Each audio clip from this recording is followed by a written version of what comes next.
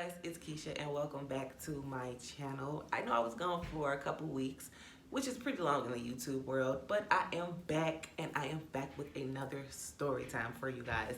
I know you guys loved my Takashi story that I told you. If you haven't checked it out, make sure you do so. I will leave the link in the description below. Trust me, you will not regret it, okay? It is hilarious. This story is going to be yet another embarrassing one. Just a little spoiler, pretty much all my stories that I'm going to tell you guys are embarrassing. So, whatever. What are you going to do, right? This story is going to be about the time I got stood up on a date that I was already on. Before we get started, make sure you hit the subscribe button and hit the notification bell so you know when I post a new video. If you like this video, give it a thumbs up. If you don't like it, give it a thumbs down. Trust me, you won't hurt my feelings. A like is a like. Boom. So without further ado, let's get to the video. Quickly, if you notice that my voice is kind of deeper than usual, it's like 8 o'clock, and I don't know if I'm the only person who goes through this, but toward the end of the day, I get in like sleep mode and my voice for some reason gets really deep versus how I talk during the day. Like I have a daytime voice and I have a nighttime voice. It's weird. But anyway, let me know if you guys, experience that too, or is it just me? I'm like, I hear the vibration in my voice. I don't know, whatever. So it was a couple years ago, and I want to say about 7 years ago, actually, and me and a group of my friends, we all got dressed up and we went to a club. And back then, my hair was really, really short. I mean, like fade short, and it was dyed blonde. And like back then, I didn't really know how to dress.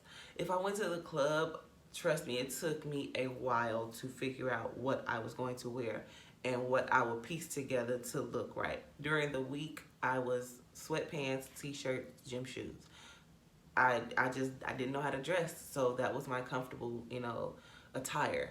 But going to the club, of course, I want to look sexy, or what my idea of sexy was. So we're in the club, and I end up seeing this guy that I used to talk to. Like, not like we dated or anything, but it was just like casual conversation here and there. And it was a while ago. It was a while before this. So so some time had went past, and I look different. He looks different. Obviously, my hair is completely gone and it's blonde. So he's talking to me in the club, but I'm not really trying to vibe with him in the club because I want to enjoy myself. So we kind of like said our words. He was just like, "Hey, what's up? I ain't seen you in a long time. You looking good." And I was saying the same thing, like, "You look nice yourself," and blah, blah, blah. But then we kind of like went our separate ways. He went with his guys, I went with my girls. Toward the end of the night, we ended up like dancing with each other. He bought me a drink, and we exchanged numbers. So fast forward from the club, we're texting each other and we're vibing on the phone and everything. So he asks me, did I want to go out that Saturday? So I'm like, yeah, cool, we can go out. Mind you, I don't know how to dress, okay? So that whole day, I'm trying to figure out what I am going to wear, Like I said, I'm a sweats type of girl. So, but I don't want to wear this on a date, So I'm like, let me find something. I have clothes in here. I just gotta piece something together that'll look cute, right? I come up with this concoction of an ensemble. Okay, I have these gray checkered pants, this gray poncho. I had a fucking poncho and it had a hood to it with these gray like Power Ranger boots, and I had a gray beanie hat with like sequences on it. And I didn't wear makeup. I was not, I don't wear makeup like that now. This is like the most I'll do, with a little bit of eyeshadow, maybe a little more contour and some gloss. But other than that, but back then, nothing. Like I may have done a little mascara, may have done some gloss, But brows, you got what I grew. Face, acne and all. Like, baby, it was what it was. This was all natural, okay? Um, so I put the outfit on, and to me, it looks good because it took time for me to get to this point, right? So he calls and he's like, oh, okay, cool, I'm outside. Walk down the stairs. He gets out the car. Very cool, he's a gentleman. He gets out the car to greet me.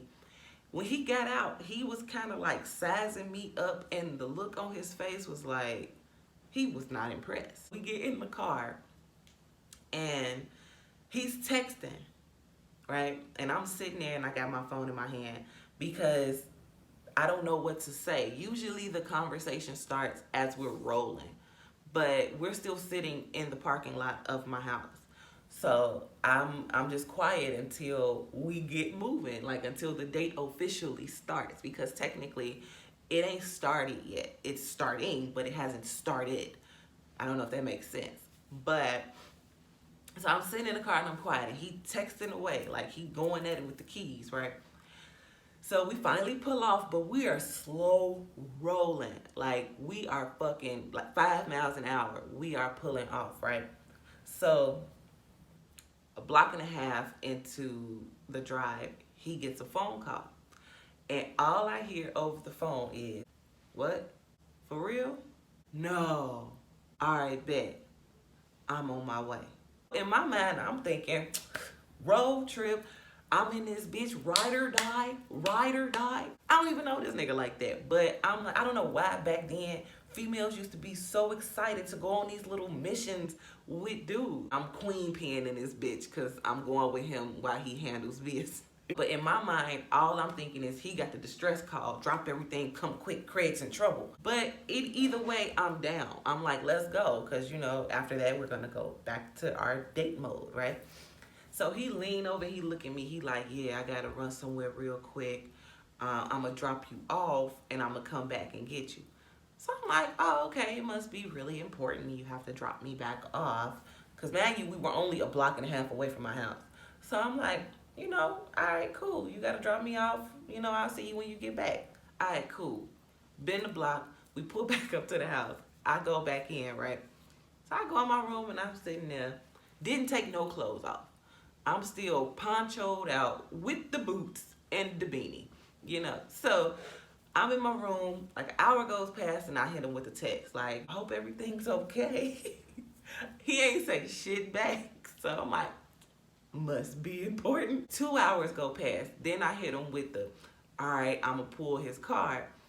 I hit him with the, all right, I'm about to go to sleep. So if you coming, you need to come on. Usually that works. The guy's supposed to text you back like, all right, cool, I'm on my way. Don't go to sleep. Still nothing.